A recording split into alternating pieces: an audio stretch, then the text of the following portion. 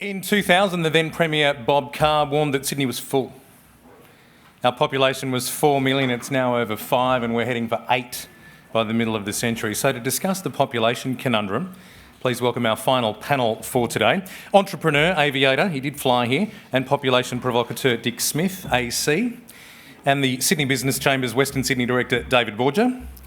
And our moderator, please start making your way up, folks, because I'm going to run out of things to say in a sec.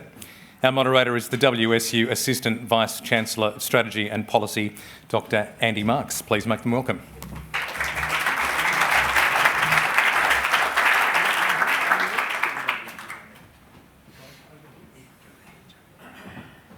I don't want to sit in between you.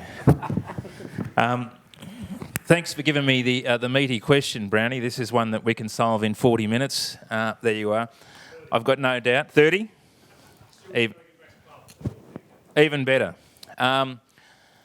So, like the rest of you, I woke up with post-budget blues this morning. It's a whole another 365 days until we get that electric atmosphere that we saw last night. Now, most budgets you wake up and you think, crikey, all this stuff that was in it, what am I going to do to contend with it? Last night I was struck by the stuff that wasn't in it. And one of the things that wasn't in it was population. It was an also ran in pledges around aged care, around health, around education and infrastructure, but it was second place. It wasn't in the guts of the budget. And when we've seen how projections around population vary so wildly, we're told that we're going to have double the population we have now in Western Sydney, which is roughly about 2.2 million by 2050. But every other projection that we had as little as 5 years ago has proven to be too modest. So if I was to take a call from ScoMo this morning, just imagine I did, I'd say to him, listen, don't worry, you didn't get round to the population conundrum in the budget, but Dick Smith and David Borger are going to solve it for you today. So sticking with the theme of the budget, Dick, I'm going to open with a question to you. Proponents for a bigger Australia say that it's an economic imperative. It's an economic argument. You've been quoted as saying that it's if you like, a force for inequality, and that we simply can't do it for economic reasons. So who wins and who loses in a big Australia? In a big Australia, the wealthy win, and the powerful, probably the powerful unions, just about everyone else that's downhill. Let me say something which is provocative, and that is, by the way, that box, some brochures I had, where's that? Can someone grab that? Do you mind just bring them up? I'm just sitting the brochures here if you don't mind. We're going to destroy Australia as we know it today if we go with this perpetual growth. And I use the word perpetual. Every time you hear a politician say growth, add the word perpetual in front of it, or more to the point, perpetual greed. Now, many people doubt climate change because it's so complex, and the climate change scientists say they're only 95% sure anyway. But I'll give you a truism, and that is that perpetual growth in a finite system is impossible. And that's what we're on to today. No, we have no plan. And first of all, I've benefited enormously from growth. That's one of the reasons I've made my money. It's because of the enormous growth that we've had for the last 150 years. When I was born, about 8 million in Australia, it's now 25 million. The people who estimate growth are always way under. They were estimating by 2050 it would be 25 million. It now is. At the present growth rate of 1.6 per year, if we keep that up, we're told we need that for our economy to exist and to thrive, we'll have 100 million at the end of this century when our grandkids will still be alive. I happen to believe we could hold at least 1 billion people in Australia, but there'll be 200 or 300 million incredibly poor. And very quickly, America's gone past the sweet point, 330 million. It's the wealthiest country on earth, but they can't even pay a decent minimum wage. The minimum wage, which 50 million Americans get, is $7.10 US per hour, their federal minimum wage. And it's because it's too many people to share the wealth. So basically what I'm saying is it's impossible to have perpetual growth in a finite world, and it's a giant Ponzi scheme that we're part of, and one day it should be discussed. David, who wins and who loses in a big Australia? Well, I think potentially we all win in a larger Australia. I think there are obviously limits to how big the nation can grow, But when you look at the amount of arable land in Australia, it's equivalent to the size of the UK and France combined, and on that basis you could get to 80 million in Australia and we'd still be able to feed ourselves. I think, the earlier speaker, Mayor from Blacktown, he said he didn't think he'd be ever in a situation where he'd talk to an audience like us. Mayor, I didn't think I'd ever be in a situation where I'd hear someone as fantastic as you tell that story and what you've been through and the struggles you've been through to make it here. And you are my argument, mate, for why I believe in migration and population and density. Now, I grew up, people tend to think density is always bad, congestion is always bad. I grew up in a Western city in the 1970s. Let me tell you, it was a pretty boring place, okay? There wasn't a lot happening. It was a dominant sort of culture. And on the weekends, it was pretty dead. You could do one thing, you'd have one hobby like everyone else, and that was okay. It was all right when the Eels won, that was fine. But it's pretty boring sort of a place. 25 years ago in Parramatta, if you had have come down Church Street on the weekend, you would see the Spinifex rolling down Church Street. There was no one here. There was no density. Nothing was open. Because of density, my daughter, who's 11, can walk up our laneway in North Parramatta and go to a grocery shop because there's people with wallets. Density's increased. When we first moved in 25 years ago, there was no gyms, no supermarkets. Now we have great services. And you know what? They brought money and contributions and the parks were upgraded and they're busy now and they're being used and the place seems a lot safer than it used to be. So I don't buy the argument that an increase in population is always bad or always wrong or mainly bad. I think migration to this nation brings us terrific things. Most of our program is on skilled migration, most of it. And whilst that can be fine-tuned, I mean, that's great for us because it allows us to bring people here that have skills that we don't have. And we also have a humanitarian program, and I'm very proud of that. I think that's a bloody good thing. And I wouldn't like to see it drastically altered. I do think the states should have a seat at the table. I think that's fair enough. They're paying for the infrastructure costs. And I've got no problem with us having a policy and it being transparent and open. But for me, I do think a larger Australia can bring many great benefits, Andy. Look, that brings me to the question of density. So, I grew up in the same joint as you did, and I do remember it was a bloody long way to get anywhere. And I'm confronted by the fact that our 5 most densely populated areas are in inner Sydney, right? Out here, you'd think there's room to burn. So isn't it a density problem rather than a population problem, Dick? See, you both of you, it's lovely. You're just not game. You actually admitted there is a limit to growth. And this is the problem. Unless you're open, every Aussie family can have 20 children. None do. They all decide on the number of kids that they can give a good life to. Now, would there be an equivalent for our government, for our nation? Of course there is. That's just common sense. David, it says here that your position is that our economic prosperity is dependent on continued population growth. I agree with you. With our present economic system, it's a type of Ponzi scheme, and it does depend on continuous growth, not just in population, in the uses of resources and energy. But that is going to collapse. There is absolutely no doubt. I got a message back from a friend of mine in Canberra, and he said he was talking to people in the Treasury, and they said, oh, that Dick Smith's right, it is a Ponzi scheme, but we just have to keep feeding it. And at the moment we do, because no one really has the answer.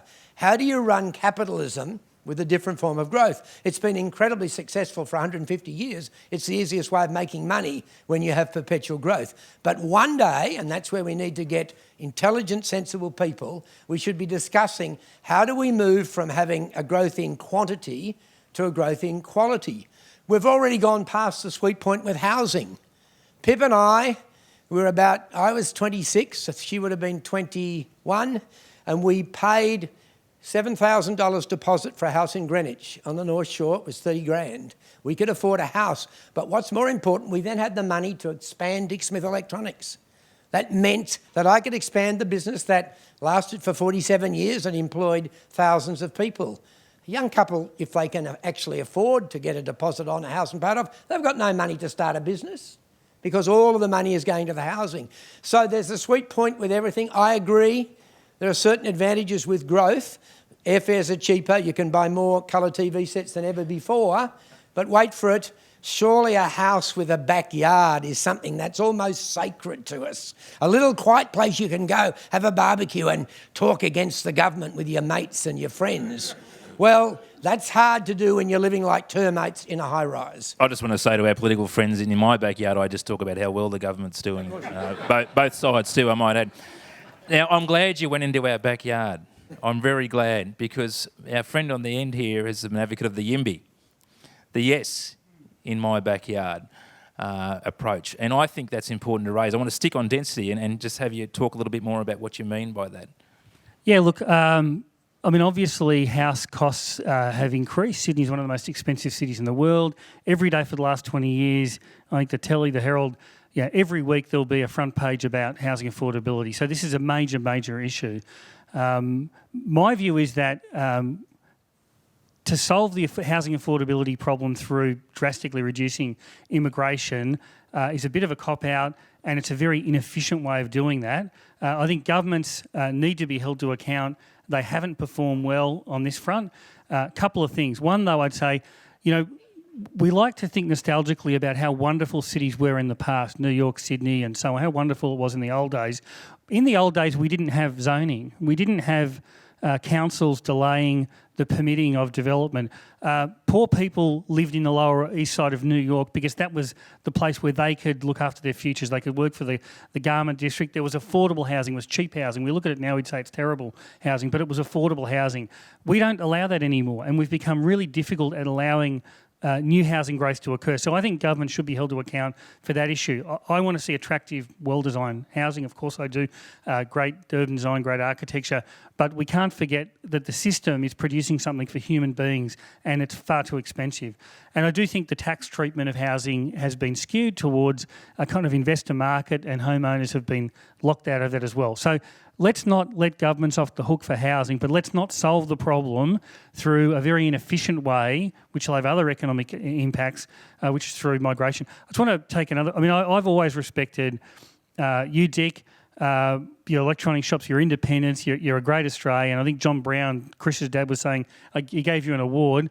But on the issue of backyards, I probably disagree. There are many cities around the world where people don't have big backyards. In fact, some of those cities are the most attractive places in the world. They're the most expensive places in the world. I think you can lead a good life with great public space, great public domain, great amenity, and smaller house sizes. I mean, many of the Australians that were in my family actually grew up in terrace houses in Leichhardt and Surrey Hills, and they had tiny backyards, and they were great people and went on to make great contributions. So I don't think having a backyard is a nice thing. Some people like it, and people can choose to have a backyard. I mean, you can go to country towns and suburban areas on the outskirts of the south coast and the north coast. You can buy a house with a huge backyard, but people would prefer to be where the jobs are. Can I just answer that? First of all, I'm pro-immigration. I think it's such a fantastic country, and most of us are either immigrants or descendants from modern immigrants. But there's a sweet point, and our long-term average in immigration has been about 70,000 per year. It was 70,000 at the time of Paul Keating and Bob Hawke.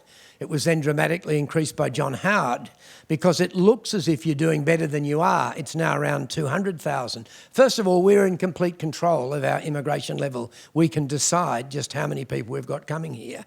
The prime reason for the high house prices is the most extraordinary population growth. And a lot of these people we bring in are wealthy people. We have a selective immigration system. If you've got money, you're more likely to get here, and that means you can buy a house when many young Australians can't. And I happen to believe it's something sacred that an Aussie family can afford a house with a backyard for a cubby house and a place for the kids to play cricket. Now, no, that hasn't been the tradition in London or in New York or, dare I say it, in Shanghai. But why not be allowed to do it now? You would think each generation should be better off, not worse off. But when it comes to housing affordability, the new generations now are far worse off. The billionaires have done incredibly well. In the last 5 years, billionaires have doubled in their wealth. Typical working Australians have come down by about 3%. There's a clear message. We're past the sweet point. We all know that you have to live in balance eventually. You know that, but you're saying it's a way away. I'm saying we should have a proper discussion. But if you've noticed, No major political party has any policy at all other than Labor saying they're for a big Australia, which is opposed by 8 out of 10 Australians. That's because none of them know, and I don't know the answer to, how do you run our system of capitalism with a different form of growth? It's going to be hard, but I reckon it's possible. So talking about what we've got to contend with now, though, so putting aside the question of what we're going to do in terms of population numbers, how do we deal with the fact that right now we're facing a rapidly ageing population? We're going to have very, very substantial gaps in the working age population. How do we fill those gaps? How can you possibly solve... I love it. What you hear is that we need high immigration now to solve our ageing population crisis. You don't have to be very bright. It's a Ponzi. You're laughing. It's a Ponzi scheme because they get older and you need more people to solve the problem. No, Paul Keating had it right. The super should be 15%. John Howard came in and stopped that. But if it was 15%, we could live in balance. And by the way, countries like Japan, they have a population going from 120 million to 90 million. Do you know why? Because bloody Japanese women are sensible. They have a brain. Australian women are sensible. We have basically a zero population rate when it comes to population growth from births because Australian women are sensible. What we need to do, especially with the rest of the world where the population, I understand, is going from 7 to 11 billion, but they always underestimate. Most of those people will be starving and hungry. We need to concentrate our foreign aid on helping. Every child that's born into this world is a wanted child. If we can do something about that, we can help solving some of the world's problem. Unfortunately, we can never do that by increasing our immigration to a huge level because it's such a tiny number compared to the 20 or 30 million displaced people at the moment on this earth. David, how do you? I'm not going to ask you to talk about the sensibility of Japanese women, but how do you address the fact that Australia doesn't have a record of any population policy, perhaps for about 30 years now? We don't have a great record in it. You know, one of the first measures to go through Parliament in Australia was the White Australia policy, and really it wasn't until the 70s and that we really started to be humanitarian in this process, and then it became more economic. So what do we need to be looking at when it comes to population policy? Does it need to have a standalone portfolio? Does it need to be something that alternatively sits below all the others? How should we address it politically? So I think I just want to come back to that in 1 sec, Andy, but the point about elderly populations and who's paying for them, obviously there's economic ratios between the proportion of older people who need to be supported and younger people who can feed the system. And in Australia, the balance is pretty good at the moment. In Europe, in some areas, they do have declining populations, and they will have effectively 2 elderly people to 1 young worker by about 2050 unless something changes. That doesn't seem to be a sustainable system to me. I don't know much about Japanese men or women, but I do know that Japan is a pretty isolationist place. They have accepted virtually no migration. And I remember growing up in the 80s when Japan was the great threat to the American empire because of its booming economy and their consumer electronics. They were beating the world. And I'm not saying it's the only reason, but one of the reasons they really have lost their edge is over that migration issue. I mean, they've really struggled to get, in some areas, the breadth and the new talent in engineering and so on in some of those professions. So, I mean, careful what you wish for. Japan's got a stagnant population, a massive debt, incredibly low growth, and they've been struggling with that, ever since we were worried about it. Sorry, your other point, Andy? I was really trying to find a space politically for population. Oh, yeah. So does it warrant policy, its own portfolio? Look, I think it does. I mean, the Australian public are not stupid. They deserve to have the right to know how policies are constructed and why. They should be transparent. I think one of the things that's come up recently is this notion that state governments need a seat at the table. Of course they do. So my sense about a population policy would be more about trying to mirror and match the infrastructure that's required to the migration that's occurring. And at the moment we have this imbalance because one level of government decides on that and another level of government really is left with the costs of trying to service that. So if that's properly coordinated, that would be much better. Dick, do we need a Minister for Population? No one's game. See, no one's game. This is amazing. 8 out of 10 Australians want a population policy. That's been shown many times, but no major party has a population policy, and Labor have just announced they're for a big Australia. They've got with the ACTU. They want to keep the immigration up, and they're going for a big Australia, which was once 60 million. It's obviously going to be more than that. And that's because our politicians are not game to address the elephant in the room, and that is we have an economic system that requires perpetual growth in consumerism and in the use of resources and energy and population.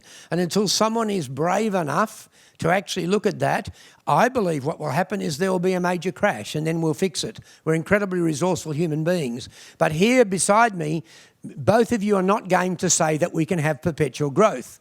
And I say to my friend John Singleton, who I think wants 150 million, I said, John, when we have 1 trillion people in Sydney, will that be too many?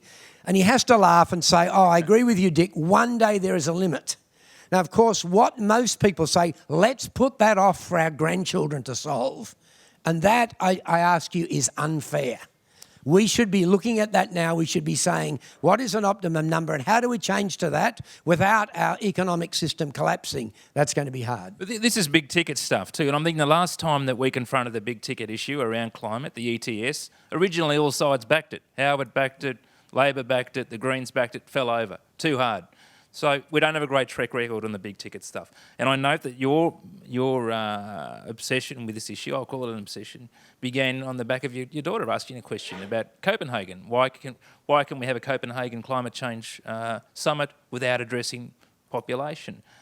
So given our recent failure on the big stuff, David, how do we crash through on this one? And what do we need to be asking? I don't think we can. Yeah, I mean, bipartisan support for big major policy initiatives has become very rare. We're listening to the budget this morning, and of course we're going to be in surplus in X amount of years. We've probably heard that for 8 out of the last 10 years, and we've had many different treasurers and prime ministers. So I think this is a real challenge with our system.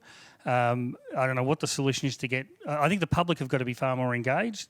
At sort of having a bigger say in these big issues. But look, you can't keep a big policy away from the community. The community has a right to know, a right to be involved in its construction and its discussion. I don't think you can say because there is a racist element in our community that you can't discuss something. Is that a hangover from, I'm thinking of Tampa and the situation we had politically, a very divisive time for Australian politics where immigration policy got tied up with refugee and asylum seeker policy, and they've since struggled to separate them.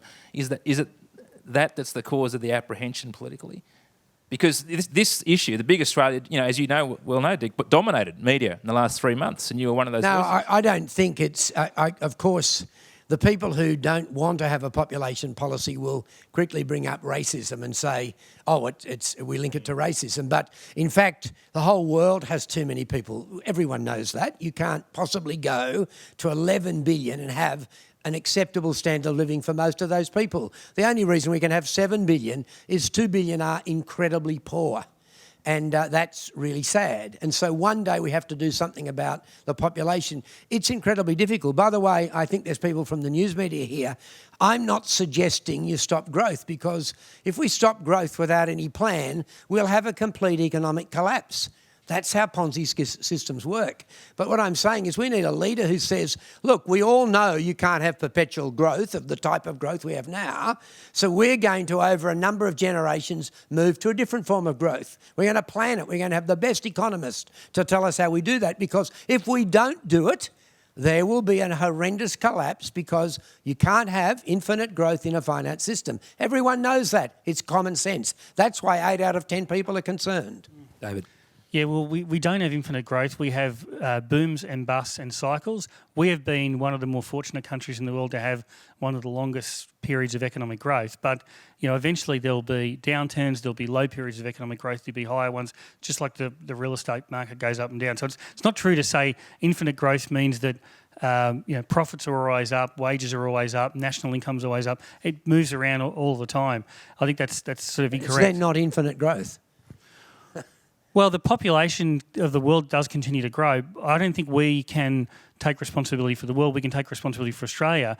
And what I'd say there is if you look at the environmental side, I just think you maybe underestimate the ingenuity of people to solve problems through technology. You know, in the 70s, we were using far more water than we use now. We use less than 10% of the available Hold on, water in the I'm not the country. one who underestimates. My friends, like Jerry Harvey says 100 million for Australia, I say we could have 1 billion. We're so ingenious. But they'll be living in tiny little capsules with automatic robots with lasers growing the food and so forth, and probably a third, 300 million, will be incredibly poor. That's all I'm saying.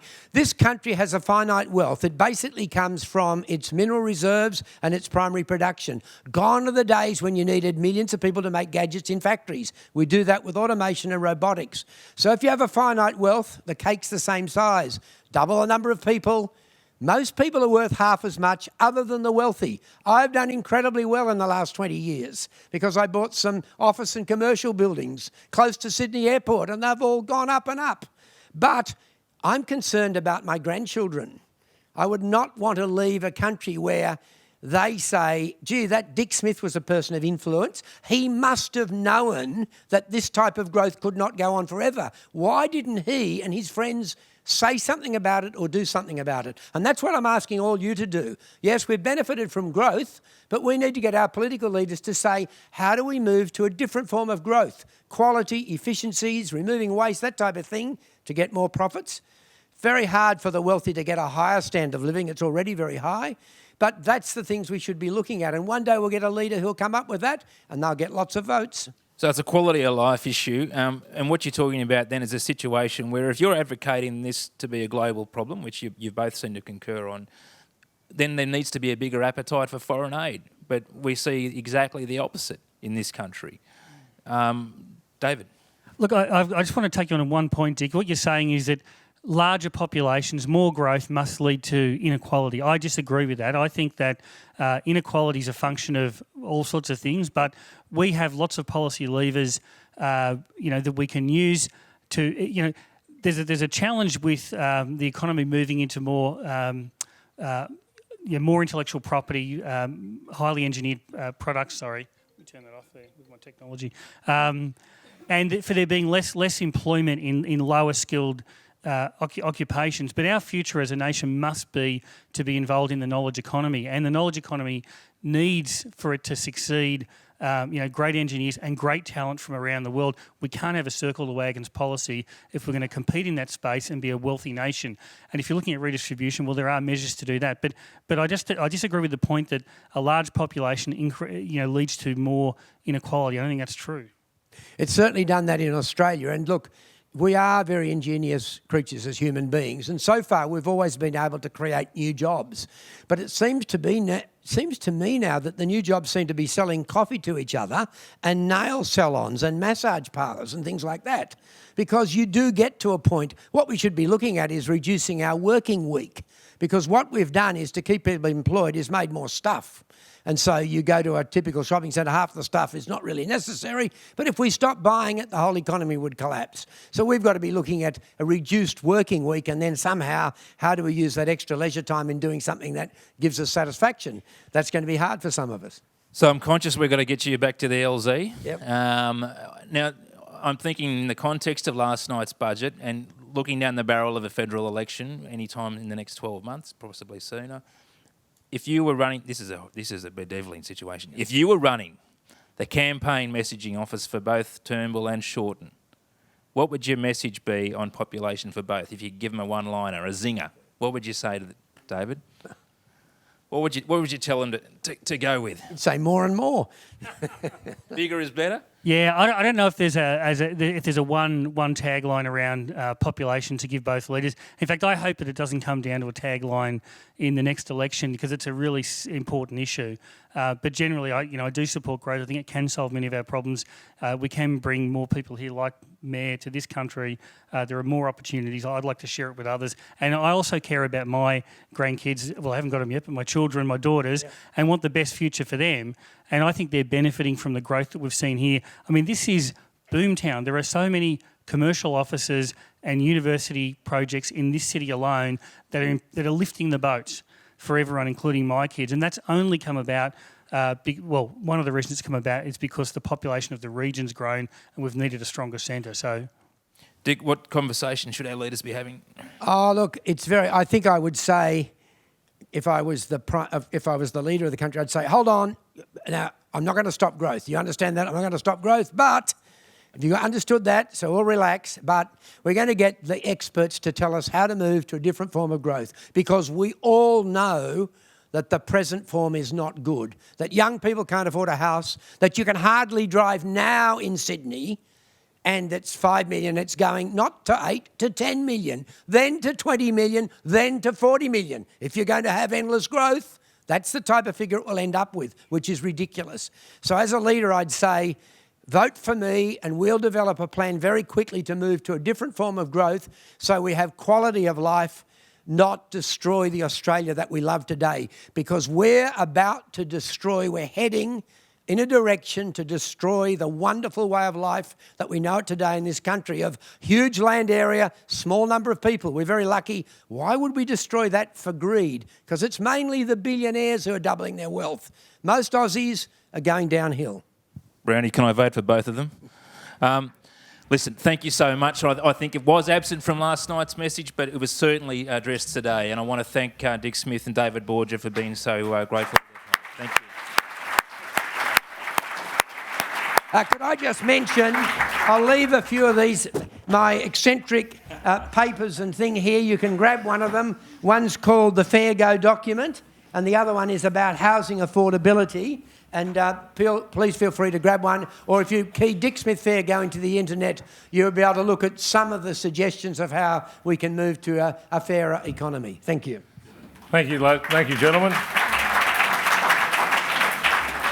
When you come to an out there conference, you don't only get opera singers and spoken word poets, you don't only get deep policy, you get a debate like this, and it's going to be a dangerous debate. I want to pay tribute to the three blokes on the stage who just took a very sensitive, difficult subject and debated it in a mature way, in an open way. It's a debate we have to have, and it's a debate that's always a little dangerous to have. And to Andy, as the ringmaster, and to both Dick and Dave, the Dick and Dave show, that was really important, and thank you.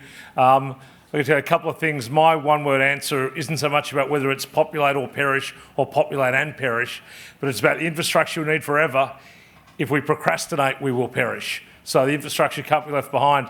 And can you just imagine, Dick has made a career out of terrorising ministers for aviation. Can you imagine the poor bastard that becomes Minister for Population? He would be a tireless advocate and passionate for his cause, as David is in representing the business view of Western Sydney. So again, all three of you gentlemen, thank you very much. Appreciate it.